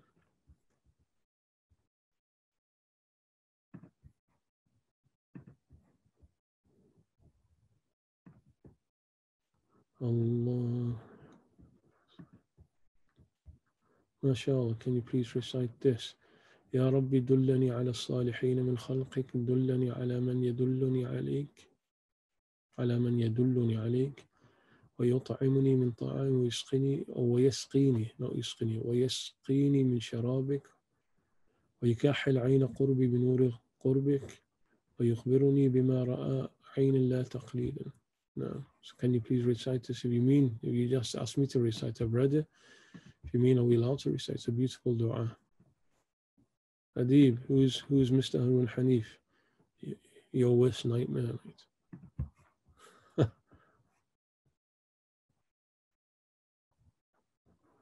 If parents reject the marriage potential mentioned, they do not like the family / wrong caste. Are you able to get married without your wali's blessing? When is this allowed? To go against their wishes? Is it better to accept a court? On the madhab of Abu Hanifa, you're allowed to do that, provided that person is legally suitable, and there's specific details about what that is. So as long as that person is deemed as legally suitable and consult the people of knowledge to confirm that, then you can do so without your wali's blessing. Then it's down to you if you want to accept or not. Just a few final questions. Which reciters would you recommend listening to in order to try and perfect your tajweed?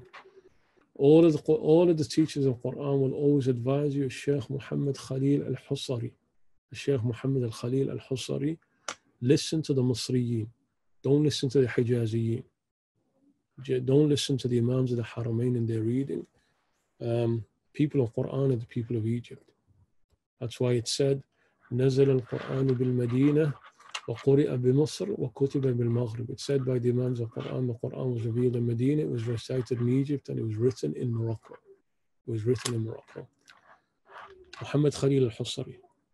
But then at the same time, you want to improve and perfect your tajweed, you need to find a teacher of tajweed, because you're sitting there repeating it, but you don't know if you're still carrying mistakes in your reading. You need to sit and read to someone who will tell you whether your reading is fine or not.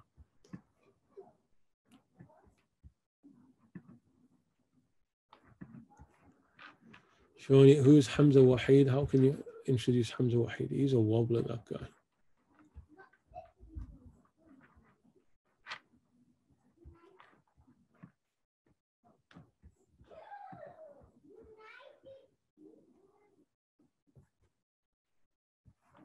Okay, the final question, inshallah ta'ala, from John. I reverted to Islam in 2013. I keep my religion to myself, except around other Muslims, colleagues and locals where I am from have quite frankly disgusting views and attitudes towards Islam and Muslims in general. Is it acceptable for me to keep my religion to myself around non-Muslims? I'm not ashamed of Islam. It would most likely cause problems for me, unfortunately. So is it in any way detrimental to me not to tell people I'm Muslim? You have precedence of that in the generation of the companions. You have, even when the Prophet migrated to Medina, there were some who still remained in Mecca because they were unable to leave. Amongst them, the cousin of the Prophet, from the uncle of the Prophet, Sayyidina Abbas, and they kept their Islam quiet, some out of fear, some because they were weak. So because it's similar to what you've mentioned. So there are some examples of that in the time of the Prophet sallallahu alaihi wasallam. So that's not necessarily a bad thing to do. But make dua to Allah subhanahu wa ta'ala that He changes your situation, that you're able to openly profess your faith and practice your faith without any fear of any type of repercussion. But that absolutely happened in the time of the Messenger of God.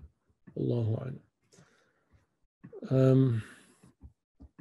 We'll finish with that for today, inshallah. We ask Allah that He gives us more of an opportunity to do this, so that we can interact and share whatever we've taken from our inheritance of the Prophet sallallahu alaihi wasallam. And always remember the dua of Allah that He taught us, that we should always read in our prayers. Rabbi zidni ilma, Rabbi zidni ilma, Rabbi zidni ilma. My Lord, increase me in knowledge. My Lord, increase me in knowledge. My Lord, increase me in knowledge. And the knowledge that only really matters is the knowledge that draws you near to your Lord, that brings you near to Allah subhanahu wa ta'ala. You can be an encyclopedia of knowledge. You can quote hadith and ayah, and if it's not changing something within you and bringing you closer to Allah subhanahu wa ta'ala, it's knowledge that will hold against you on that day with Allah subhanahu wa ta'ala. Walhamdulillahi rabbil alameen. Wa sallallahu ala sayyidina Muhammadin wa ala alihi wa sahbihi ajma'een. Jazallahu anna sayyidina Muhammadin sallallahu alayhi wa sallam ma huwa ahluh. Jazallahu anna sayyidina Muhammadin sallallahu alayhi wa sallam ma huwa ahluh. Jazallahu anna sayyidina Muhammadin sallallahu alayhi wa sallam ma huwa ahluh. أشهد أن لا إله إلا الله أستغفرك وأتوب إليك سبحان ربك رب العزة عما يصفون وسلام على المرسلين والحمد لله رب العالمين. يا ربي صل على